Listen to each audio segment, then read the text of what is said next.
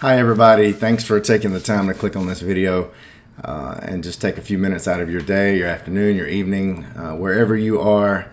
I hope that we can provide you some value. My name is TJ Rumler and I am the social worker and trauma-informed specialist for Greenville County School District, and I work alongside United Way and Prisma Health and other community partners under On Track Greenville and that initiative.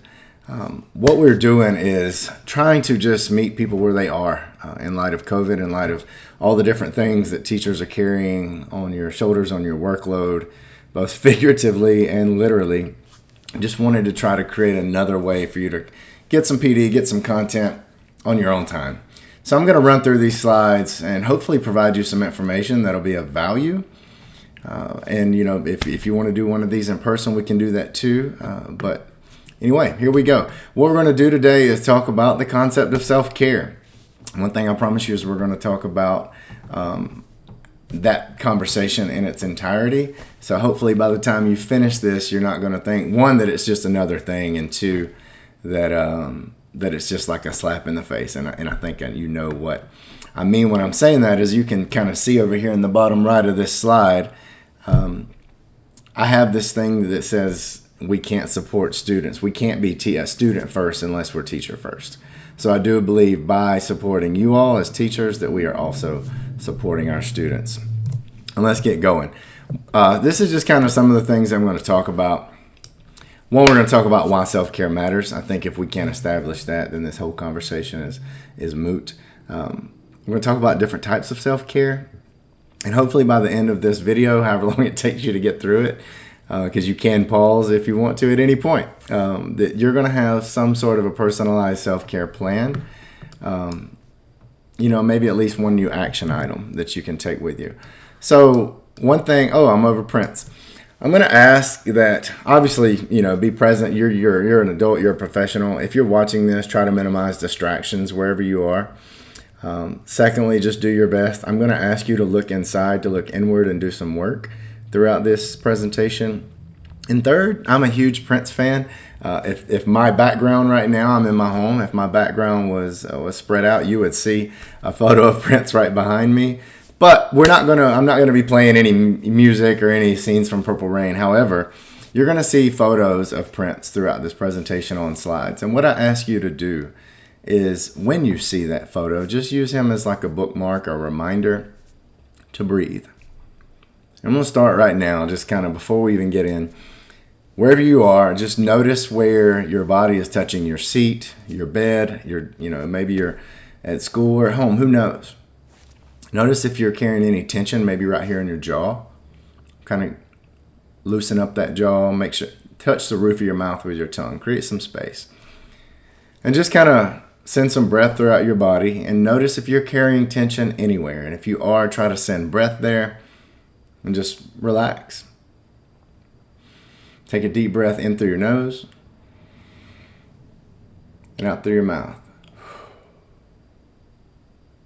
And then every time you see Prince, just take that deep breath. That's all I ask. Take what you will. Right now, I want you to be serious about this and think about why you do the work you do.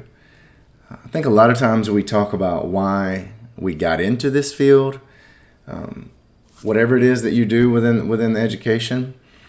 But I want you to also think about why you still show up. When I do this presentation in person, I have a photo on this slide of one of my mentees. I chose not to add him to this one that could be floating around. But the kids that I serve are why I show up. They're why I'm taking the time to do this training. But on the flip side of that, I hope I can make a case through this presentation, because I believe that's probably a lot of your whys too. When I do this presentation in person with educators, when I ask this question, common answers are to make a difference, to be who I needed when I was younger, things like that. It's not usually anything about test scores. So if that's your goal, if it's your goal is to make a difference or something along those lines, I hope that I can make a case that self-care is the way to do that for a long time. And it's also the way to be best at it right now. So I want you to kind of maybe even write it down. If you got a photo of who that person is, maybe bring it up. But just stay connected to that why as we move along. Now, I'm going to take us on a visual journey, a visualization journey, if you will. If you're anything like me and you love to travel, I can't wait till maybe travel's back to normal one day. I have a terrible case of wanderlust. I always want to be on a plane going somewhere. So imagine that you just won 2 free tickets to the destination of your choice. COVID's not a thing. We can just travel. I wonder if somebody watches this 5 years from now, how that's going to age. But so just imagine, and we're going to the airport. We get through security, we board, and you're sitting right there with whoever you want to take with you, and you're getting ready to go. If you've ever flown on a plane, you know where I'm going. If you haven't, what happens is usually the flight attendant comes over the PA system and they give a security briefing and they talk about all sorts of things. And one of the main things that they talk about is if the plane were to experience turbulence to the point to where we're going to lose cabin air pressure, then these oxygen masks are going to fall from the ceiling. And they always say something that goes something like, if you're traveling with small children, and then they give instructions that's specific to people that are traveling with children. And they tell you who's to put on first. So if you've got your child, maybe a 4 or 5 year old kid of really any age with you traveling, whose do you put on first, right? And this is actually from a trip that I took right before COVID. One of the things they tell you specifically is if you're traveling with children, you have to put your mask on first. And when I bring this up, sometimes to even people who have traveled, especially parents, they trip because instinctually we think that we have to put the child's mask on first. And this comes from a very good place. It comes from a place of wanting to serve, of wanting to give. But the thing is that if we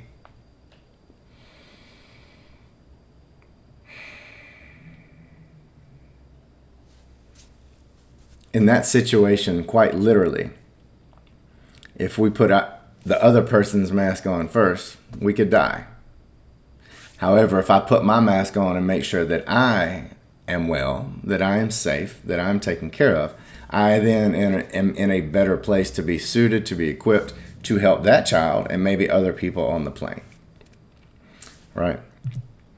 So, speaking of being well, I just said if I'm not well, I can't help anyone else. What does that even mean? If you have your own personal definition of well, where if you're watching this on a platform that allows it, maybe on our YouTube channel or something like that, put it down in the chat as a comment. I like to use Dr. Perry's example of state-dependent learning or state-dependent behavior as one way to define wellness. Because we can talk about wellness in the form of, like, in general, as a whole, long-term wellness, holistic wellness, but like right now, wherever you're sitting, wherever you're lying, whatever you're doing, are you well? And as you read here, the capability of a person in any given moment is fluid. Your ability to do anything shift with your internal state. As I'm sitting here doing this video for you, if something happened in my house that was an emergency or a crisis nature, I promise you my internal state is going to shift quite dramatically and quite quickly. And that's going to determine how I can behave.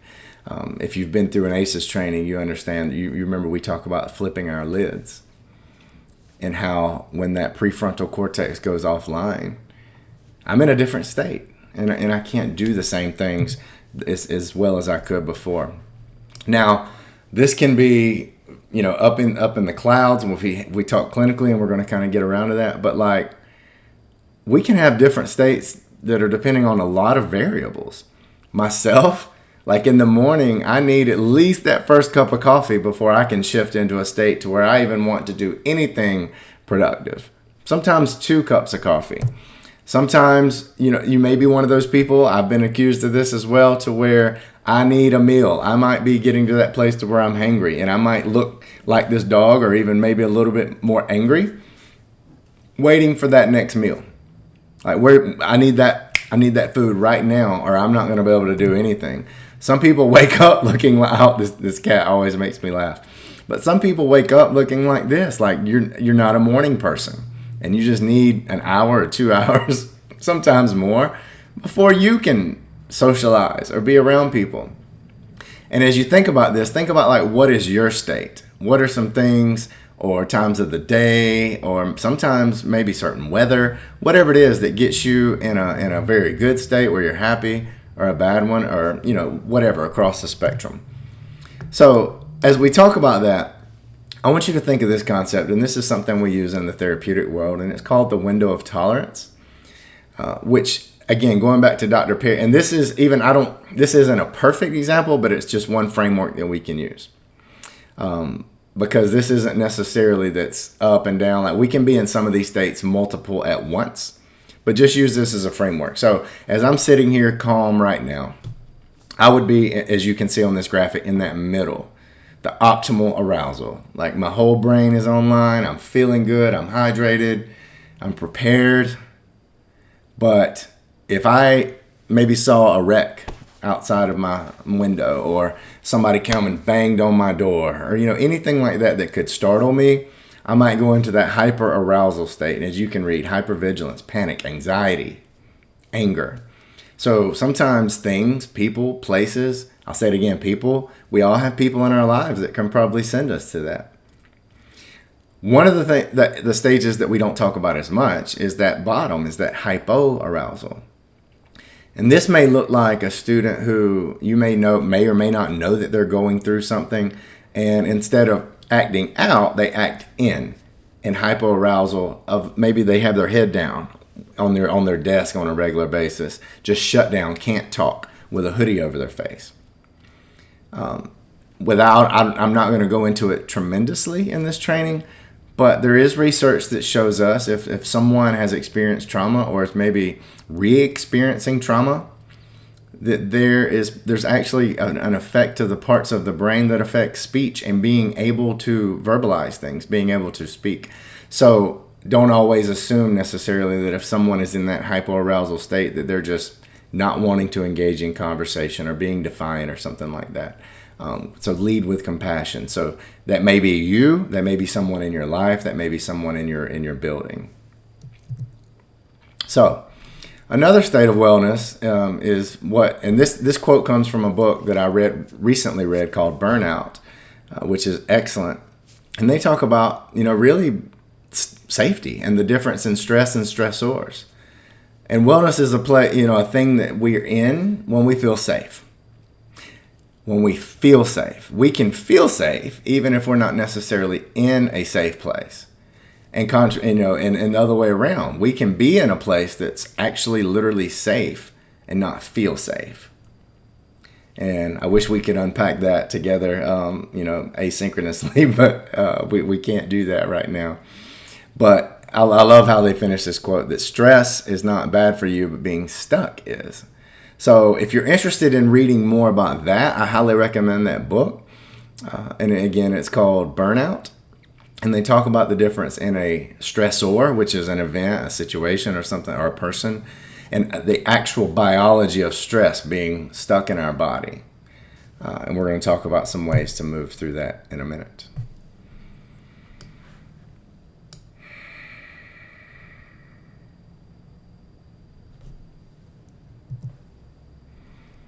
So I hope that you will, I'm going to see if I can make myself a little smaller. This is one of my favorite quotes. It's one of the more powerful quotes if you can wrap your head around this and latch onto this. And I'm going to read it, and I'm going to talk about it for a second. A dysregulated adult cannot help regulate a dysregulated child. And when I say dysregulated, I want you to think back to the previous slide about the window of tolerance. Maybe you even rewind and look at it again. Somebody that's outside of that window, maybe they're, in hypoarousal or hyperarousal. That's what I mean when I say dysregulated. They're not in that optimal arousal. So if I'm, as an adult, if I am dysregulated, if I'm jacked up or shut down, I can't help a kid if they come into my classroom the same way. I just can't. I'm not in a biological physiological state to be able to do that. However, if a child comes into my room that is not in that state, they're okay. But I'm jacked up or I'm shut down. Even without meaning to, I can bring them up or I can bring them down into my state. A dysregulated adult can dysregulate a regulated child. And this following slide is one example of some science that backs that up. And there's tons of research articles out there that you can pull up. But in this study, the researchers followed, I want to say it was 7 elementary school teachers. And they surveyed them on how much they felt they may have been in a state of burnout, and followed that up by looking at their classrooms. And they were able to collect saliva samples from the students in that classroom. And they measured the levels of adrenaline and cortisol in their saliva, which tells us if someone is in a heightened state of arousal or heightened state of stress. And what they did is they matched those two things, and they found that teachers who were experiencing higher rates of burnout also were more likely to have students in their classrooms who were experiencing a higher rate of stress or arousal. And there's a lot of outcomes that we could hypothesize on that or take from that. It's my opinion that those students had come to realize that those teachers were in that level of state, that they were probably in a state of hyperarousal or hypoarousal, and had adjusted to that. So they, rather than coming into that room and being shocked, they had come into that room ready to be in that state. So they were already in an anticipatory state of arousal. So it's something to look at. So, and this is something I would love for you to throw in the chat or in the comments section of the video, if you're willing to. As we talk about this, the window of tolerance and the state of regulation versus dysregulation, how do you know when you are getting outside of that window of tolerance? How do you know if somebody is about to, or something is about to pull you into that state of hyperarousal or hypoarousal? And how do you behave when you are? Like for me, for example, I can tell, maybe it's even like if I haven't been getting enough sleep, or if I'm feeling frustrated at work, then I can become very short with people. And I've practiced meditation and mindfulness enough now to know when I'm in a state of optimal arousal, which then therefore makes it easier for me to catch when I'm getting out of it. And I know what to do for myself. So I can say, you know what, I need to walk away from this for a minute, and I need to go breathe. Maybe I need to take a few laps around the building. Maybe I need a meal. But this question right here is an amazing self-awareness exercise. And if you can get a handle on these things for yourself, your world can change. You change yourself, you can change your environment.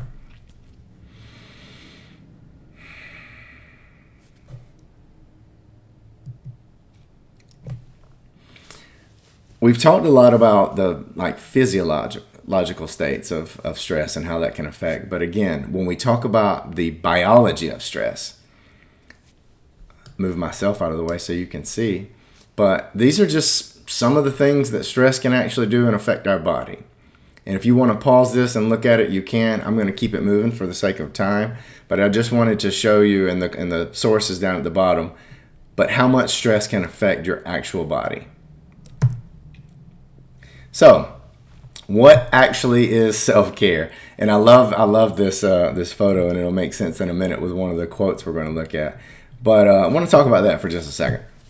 So, when I go to the next slide, I want you to hit pause and read over the quotes, and then maybe in the chat or in the comments. I keep saying chat, but in the comments, if you would, just leave which one resonates with you the most and why. You can pause it now. All right, so hopefully you've had time to read those, and now we're going to keep on moving. But I'm interested to see which one resonates with y'all the most. So when we talk about what self-care is, one of the best things you can do in your life across the board, personally, professionally, everything, is have a healthy sense of what your boundaries are and being able to hold those and exercise those with the people that are in your world.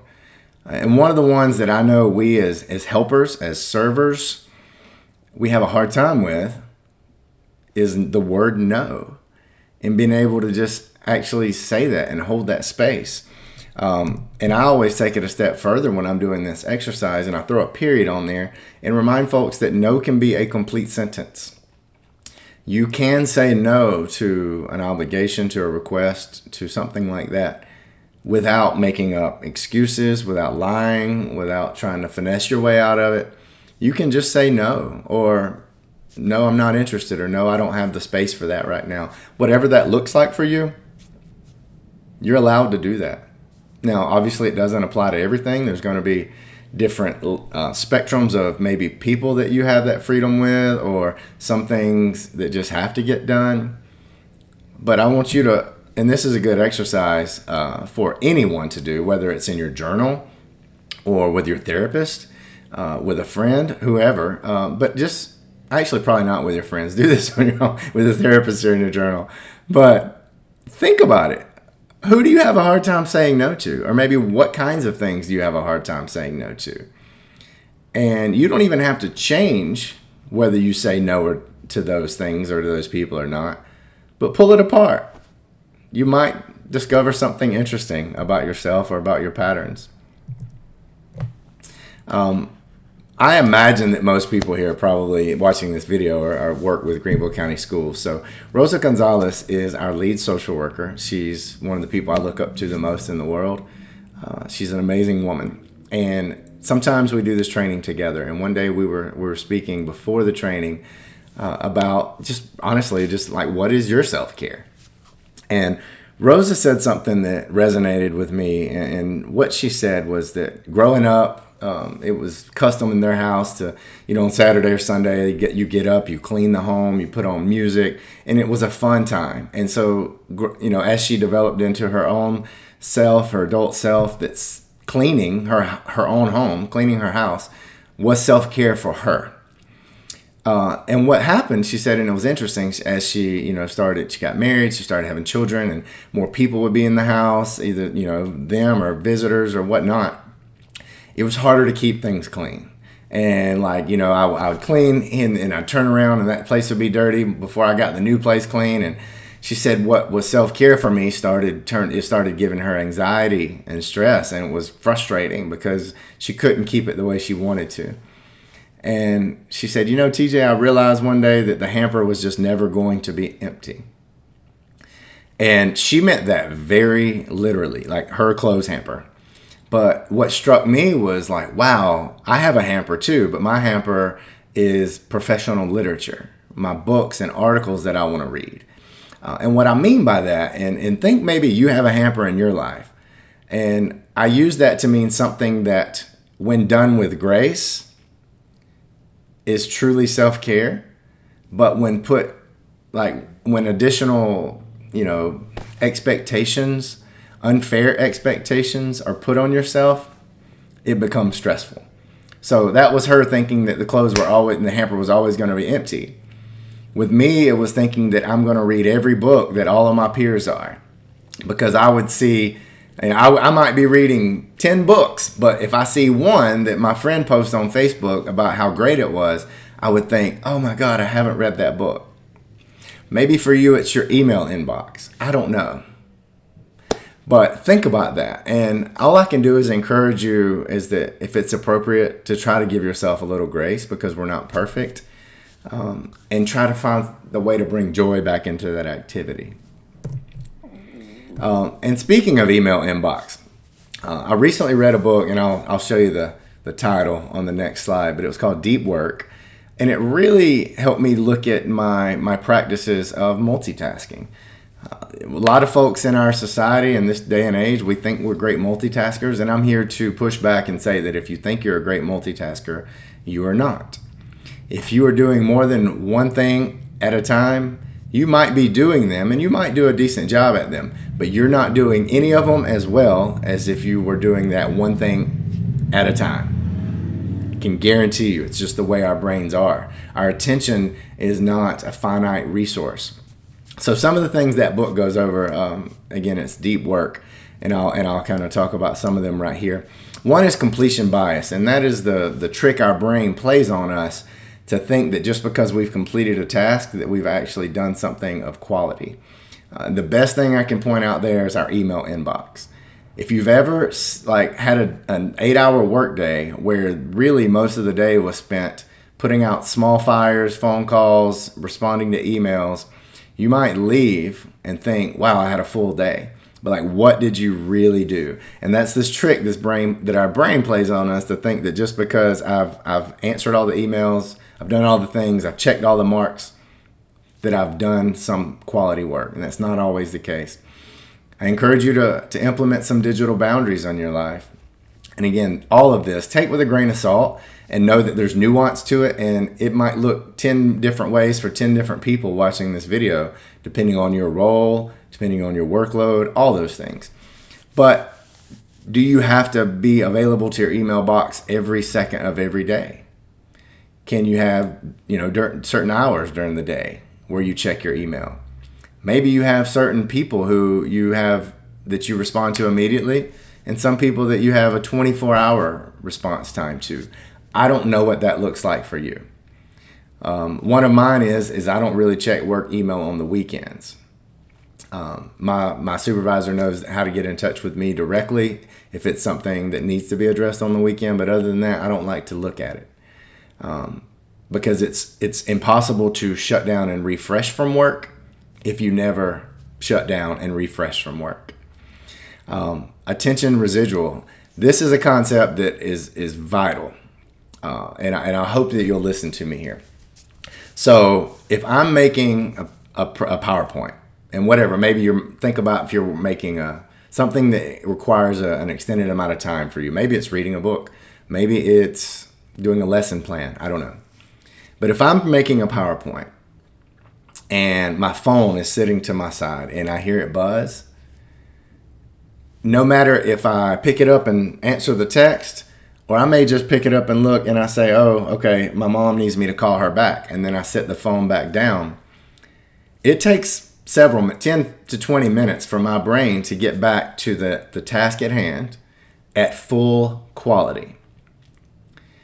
And that's something called attention residual, because my attention is still over here with this phone. The task, it's thinking about forming a plan for completion. Back to thinking about that completion bias. So I would encourage you to maybe implement a boundary of some deep work, like maybe set aside, if you have a deep project and that you need some extended time, get away from distractions and really sit down and dedicate some time to do it. And you can practice building this muscle and this ability in your brain in little points of time in your life. Maybe it's when you're standing in line at the grocery store or at the bank, wherever it is that you stand in line. You know how we feel that urge to fill every spot of boredom with picking up our phone and looking at it? Just practice not doing that. Practice asking questions when you start to grab your phone. Ask yourself, why am I doing this? Why am I opening my phone? Things like that. Just try to build some space of questioning yourself do I really need to open this device? And the rule of reciprocity is going to apply really if you have anybody that's answering to you that you manage or supervise. And I want you to think, maybe, have you ever received a gift from someone, a present? Especially maybe if it wasn't anticipated. And instead of being grateful for that gift, the first thing you thought was, oh no, now I have to give them something back. I didn't buy you anything. That is the psychological principle of reciprocity. And it means that if someone does something for us, we have this innate desire to feel like that we should reciprocate, that we should do it back. And I always want to just throw this out there. Leaders, just be aware of this principle, because if we're telling our staff, if we're telling people in our building, go home and take care of yourself. Don't look at work emails over the weekend. But we're sending work emails all weekend. Whether they do it or not, they're going to feel like, hey, I should probably be doing this as well. And it's probably going to be the people in your building that are the worst at self-care that it's affecting them the most. Just be aware of that. So, again, here's that book. And one of the last principles I'll talk about from this book is I love that the author says buttercups, stink bugs, and stars. And that's, getting away from our devices. When you go home at night, or from work, not just at night, when you go home from work, I encourage you while you're at work to get everything out. Take care of every task you need, because when it's time to leave work, leave work. Don't look at work articles. Don't read work emails. Don't talk about, if you go out to eat with your colleagues, don't talk about work. Because our brain is like a machine, and if you don't give it time to rest, you're not going to be at full quality when you go back the next day. And we don't think about that a lot. We think we're getting more, but when we stay on, we're actually less productive. So I encourage you. And it's probably about this point I like to bring this up, because several folks in my past have talked about it's easy to toe that line of getting into feeling like, well, I have to do things. I don't want to be selfish. And where I fall is finding that balance, which is the key to life, because we have to take care of our responsibilities. But I argue you don't have to neglect taking care of yourself to do that. So find that balance.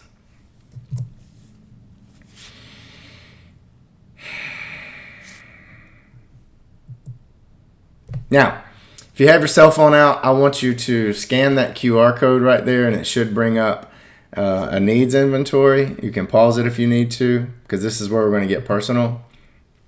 Now, you can pause the video right here. You can pause the video right here if you want, and go through this needs inventory. It should bring it up. Maybe I think it's a 2-page document, and you're going to see a list of things that are like different kinds of needs, anything from physical to spiritual to activity, maybe to all kinds of different one-word needs. And I want you to go through that and identify that no more than 2 or 3 that you feel like are your absolute core needs, the ones that are most important to you and that drive your life. And then pause the video and do that. All right, so now that you should have that done, what we're going to do is kind of go through something real quick. Imagine that, and let me back up. I'm going to tell you why. The key to real self-care is knowing what those needs are and doing some things on purpose to make sure that you have those needs met. And that's going to look a whole lot of different ways. Sometimes that's going to look preventative. Hopefully the majority of your self-care you're going to be doing on a preventative measure and not once you get to a point of feeling burnout or fatigued. And that's what we're going to hopefully shift to right now, because I want you to think about something. It also gives you ownership over your own self-care, because, and I'm going to close this right quick. What happens is, imagine that you had a friend who did this, and their core need was connection, intimacy. And that need is not being met in your relationship, whether friend, significant other, whatever. They come to you and they say this sentence right here: you're ignoring me. That's somebody who is not taking ownership over their needs. But rather, they come to you and they say, I really need connection. Would you be willing to go have a coffee with me? Would you be willing to go have dinner and us not look at our phones? Would you be willing to whatever? Notice how different that feels when it lands. They're taking ownership of what they need. They're not placing blame on you. And they have created a strategy for how they could have that need met. And you have the option to accept or not. It's a whole lot different. If you're interested in this, there's an amazing book called Say What You Mean by Oren J. Sofer that I highly recommend. And it's about mindful communication, nonviolent communication. We're not going to get into it 100% right now, but that's kind of the point of that. And what it's all about is identifying what my need is and figuring out what a strategy is. So sometimes what happens is we might have a need that we're expecting. Once we do this work, you might find that you have a need that you're expecting work to meet, and for some reason that's not happening. Well, maybe it's something I could get met somewhere else, and then that can make my work life a whole lot better. And you can move through that. But I want you to kind of think about what those are, and when we end this training, you're going to have an opportunity to hopefully create some strategies to meet those needs. So I definitely want to hit these three areas, which I have found that we in education and in mental health and social work as well, any giving and servant-based profession, we're horrible at these. When I first made this slide, I couldn't help but laugh at myself because I wrote eat, move, and sleep. And it said, I noticed the EMS, and I thought, wow, but yeah, that makes sense, because if we're not doing those, we're going to be calling EMS. And these are the first three questions I usually ask someone if I'm seeing them, whether it's school or outside of school in my private practice. If I'm seeing them for therapy, or like even when I was in a school, if a teacher would bring a kid and say, hey, can you see this student? Before we got into anything about mental health, I'm asking, hey, how's your diet? What are you eating? How are you exercising? How are you moving your body? And how are you sleeping? And maybe you'll be surprised to hear this, maybe not. But a lot of times those students who staff thought they were having, tremendous defiance issues, and they thought they were having all these mental health issues. With these three simple questions, I found out that the only thing they were eating was honey buns and Takis. They never exercised, they never moved, and they were up till 3 a.m. playing video games, and then up at 6 for class. So that lifestyle is going to create mood issues, behavior issues, and until we get those things settled, any kind of real therapy or mental health treatment is not going to do a whole lot. So we're going to do that for ourselves today. And some of these examples you probably even use with your students, but it's good for us to look at ourselves in the mirror. If this is happening to you, I want you to think about what you're putting into the gas tank. I told a student one time, if I gave you the car of your dreams free of charge, here's the keys, your insurance paid, would you go put sugar in the gas tank? Well, no, Mr. TJ, of course not. But that's what we're doing a lot of times to our bodies. Now, I'm not a nutritionist. I'm not a dietitian. But I think we all know that what we put in our bodies is going to have an effect on how we feel and how we act. So let's just be aware of that. Try to eat things that are as healthy as we can. Hydrate, hydrate, hydrate. You can pause this and get this information. This is, from a source that knows more than I do. But we have to get our water intake. Whatever it is, if you have a water, like a hydration hack, throw it in the comments. I always like hearing from people in the trainings, like, what are you doing to make sure that you get all your water? I use an app to remind me. I have to keep track. And you have to move your body. Y'all, we have to. And I'm breaking a rule in here right now, but it's so important. These are my 3 favorite ways to exercise: through yoga, through cycling, and you can even kind of see my bike right here, and through weights. There's different days where I feel like I need different ones.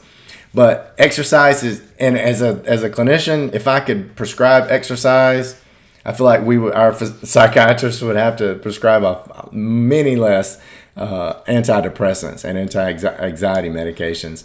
But it improves your mood, it improves your confidence, you look better, you feel better. Just there's so much more energy going through your body. This I could versus I have to, and again, I just broke this rule. But there's a lot of research that shows when you're trying to do things like start back to the gym, if you shift your language from, I have to get up and go to the gym, or I really got to get back in the gym, I need to get back in yoga, to, I think I could, I could go back, or I want to, even better. I want to go back to the gym this week. Your likelihood of following through in that goal is better by just shifting to a choice-based language. And just my personal coping statement, I don't know, and this is a little disclosure, but when I look at my family tree, almost all the men in my family were alcoholics. So to make sure that I stay on top of that on my own day-to-day, if I ever have a hard day at work, or if I'm going through something that's really difficult, if I ever feel, think, or say the phrase, God, I need a drink, I'm doing one of these 3 things that you see on this slide.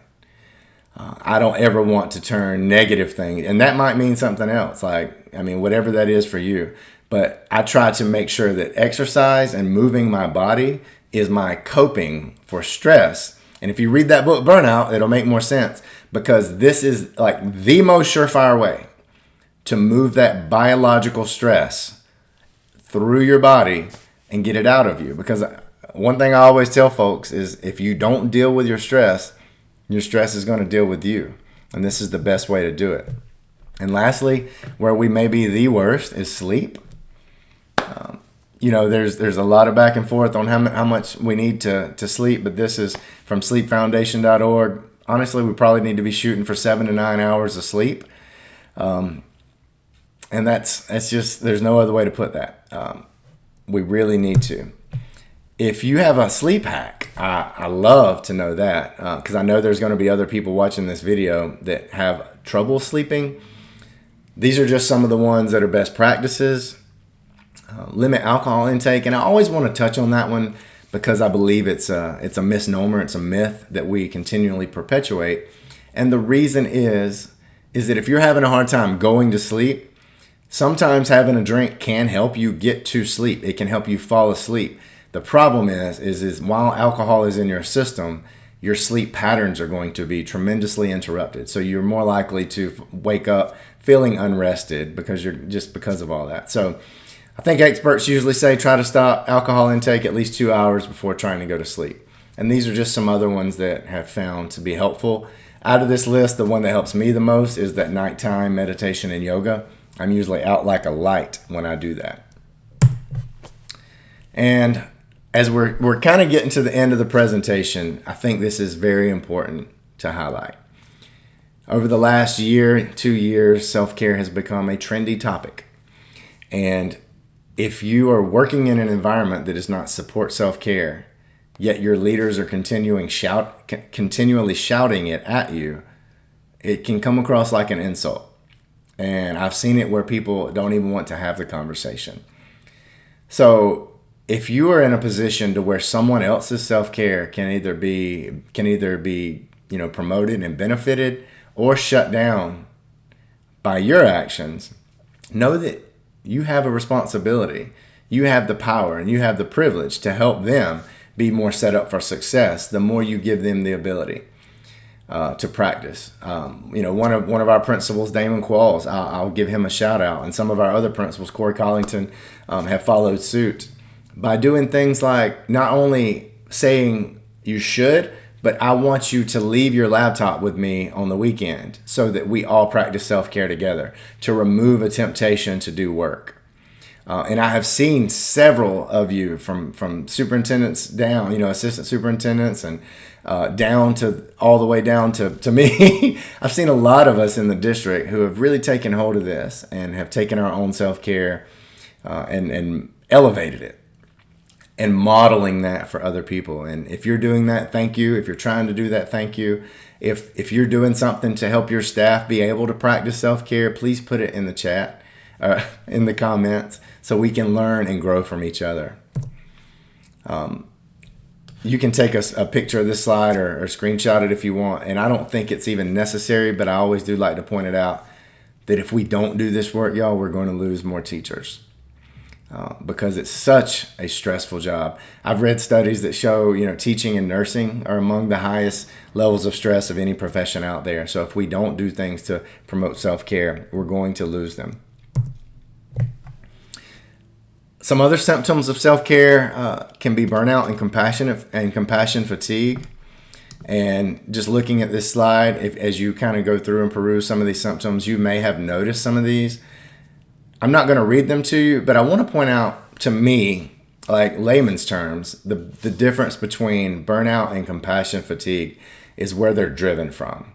Now, everybody doesn't use this same definition, but I believe burnout comes from a place of organizational stress. Maybe you work in a place that's not practicing community care, and you just don't have the ability to hold boundaries. You don't have the ability to practice self-care. Again, that's very simplified. But compassion fatigue is more likely to come from a personal, internal place, actually of empathy. And I kind of say a perfect formula, if you want compassion fatigue, it's high empathy with low boundaries, high empathy with weak and porous boundaries. So you're giving and giving and giving and never filling your cup back up. And that just turns into a miserable person I thank God that I had some amazing people in my life to help me create some strong boundaries early on. And another, this could be a training all to itself. But if you're a teacher specifically, any fellow therapists and social workers and counselors, you hear me too. But teachers right now, secondary traumatic stress is also a thing. We hear all this. We hear all these stories, and that we internalize that stuff as well. And if we are not taking steps like exercising and moving and doing things to move that stress, move that experience, move that emotion through our bodies and out of our bodies, it's going to take a long-term toll on us. So, and as the therapist over here says, it can affect both of our, our cognitive, emotional, and physical day-to-day life. I'll tell you a story, something that happened to me a long time ago. I was in an interview, and at the end of the interview, when I got a chance to ask questions, I asked the person who would have been, I guess in a supervisory role, what do you do to help promote self-care and to support self-care for your staff? And this was the answer I was given, and it took me aback. And I hope that none of you ever have that experience. I hope you're not having it now. If you're a leader, or if you're at some point going to lead people, I hope that you're not asking your staff, your employees, to put themselves on the back burner. I had good enough boundaries at that point in my life, thank God, that I knew that wasn't a good sign, and I left. And if we're doing this with people, eventually they're going to leave. If they don't leave, eventually they're probably going to end up getting sick or burn out or something like that. So just kind of take that to heart. And what can we do to support teachers? These are some of the advice or the findings from that study. If you remember from the beginning of training, when we talked about the teachers with burnout and they looked at the students that had the high cortisol and adrenaline in their classrooms, this is from that same study from 2016. And the three main areas that these authors put out to us was, one is if we can support a strong sense of self-efficacy. So does that teacher feel like they have a say and they have power in what happens in their classroom? Do they have the ability to have a voice in the school? Things like that. Two is supportive relationships with each other. We sometimes will maybe even open a faculty meeting with good news or getting to know each other, or I don't know. I just don't see a lot of this. Some schools do a great job of it. When I go in, I can tell everybody likes each other. They genuinely know each other. But think about like how many people in your building do you know more about them than their last name and their room number and maybe what they teach? As much as it may seem like a waste of time, if we can actually do team building things, getting to know each other, a staff that genuinely knows each other and likes each other is going to become a more resilient staff, a more happy staff. They're going to be more healthy, and then the students are going to be more healthy. And lastly, high quality professional development. We do have a long way to go on this one.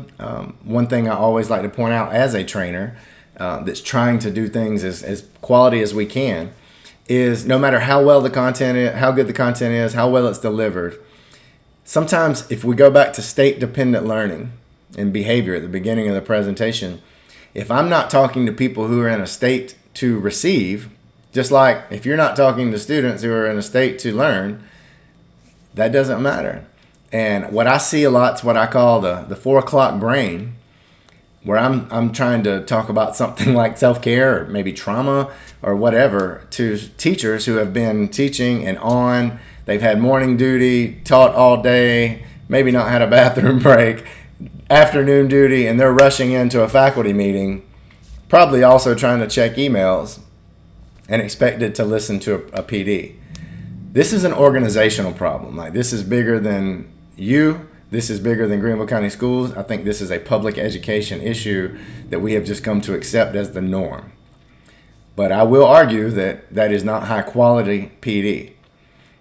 So that's something we need to look at, and we need to be able to, I hope that we can find a way to carve out time where our teachers can be in a state to where they can learn when they're able to come to a PD. So those are 3 things that these authors identified as ways that we can best support teachers in the building. And things that you can do on your own. One, practice gratitude. I do at least one thank you card a week. If you're interested in the science behind this, if you just go on YouTube and type in the gratitude experiment, there's some great videos. You can actually, I do these with kids, and I won't walk through the whole video. If you can't find it, ask me in the comments, and I'll shoot you a link. But practicing gratitude, and by that I mean doing it on purpose. If you do something nice for me and I tell you thank you, that's not practicing gratitude. That's an attitude of gratitude. But practicing is doing it on purpose. So searching the world for things that you're grateful for. And believe it or not, it'll change your mood as well, and the people around you. Practicing presence, that's kind of like when I built Prince into the presentation. Just getting into a habit of taking moments throughout your day to stop and breathe. There's really good apps. If you want some recommendations, shoot me an email. I like Insight Timer, and I also like Calm. But there's other ones like Headspace and Mindful Moment. All kinds of different apps now that you can use. And celebrate success. Again, sometimes we think this is corny, but actually looking on the bright side, and maybe open a faculty meeting with good news. I know a lot of you do that. But do it as something that's important and not something that's just on the checklist. Because we talked about compassion fatigue, but compassion satisfaction is a mitigating factor for that. So working hard, but also doing this on purpose to see the fruits of our labor can help put a gap in between us and compassion fatigue and burnout. So that's just one thing that we can do. And one of my favorite guidelines in life is wherever you are, be there. Take that for what it is. A game I like to play with my friends is when we're out to eat. Everybody put their phones face down in the middle of the table. And the first person to reach and look at your phone pays the tab for everybody. That's a great way to be present. And the thing is even if nobody takes you up on it, it's bringing awareness to the fact that, hey, do we really want to spend this next time together on our phones?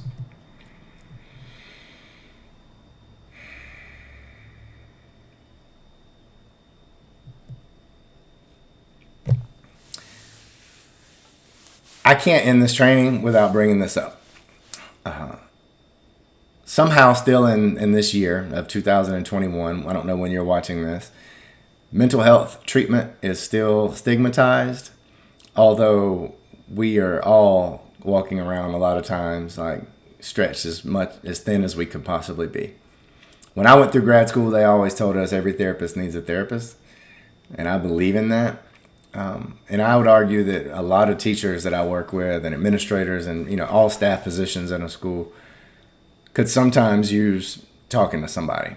So if self-care is not keeping you to a place to where you feel healthy, if you start feeling hopeless or just too burnt out or whatever, find a therapist. We have an employee assistance program that gets you free therapy through Blue Cross Blue Shield, our insurance. If you go see someone, chances are your copay is going to be under $20. I think mine is like $12. So there's really not a whole lot of barriers there, and there's a whole lot of benefits, y'all. So from my heart to yours, I hope that if you're feeling like, or if you've thought maybe I should talk to somebody, that you'll follow through. If you want a personal referral, email me. We can talk about what you're looking for in a therapist, and I'll be happy to try to think about who I could refer you to. And then we're going to end here. Think back to go back to that sheet to where you identified your needs. And what I want you to do is scan this QR code. This is something you can do on your own time and fill it out. It's going to ask you to create a self-care plan, a goal, 3 goals actually. It's going to ask you to come up with an action item for self-care in your personal life, your professional life, and in your community. So when you think about your community, whose self-care could be made better through your actions? Maybe that's your staff. Maybe that's the kids in your classroom. Maybe you could help them with their self-care. Maybe it's your friends. I don't know who that is, but just think about it and I challenge you. And if you want to take it a step further, either put it in the chat, the comments, or find a friend and tell them, hey, you know what? I want to start doing this with my self-care plan. Can you help me maintain accountability? just putting it out there can help you stick to it. I would love to work with your school if we can do anything more. If you have any one-on-one questions, feel free to give me a call, email. You can find me on Twitter at TJRum. But again, thank you for everything you do. I'm honored to share this work with you. I hope you got some value from this training, and I'll sign off.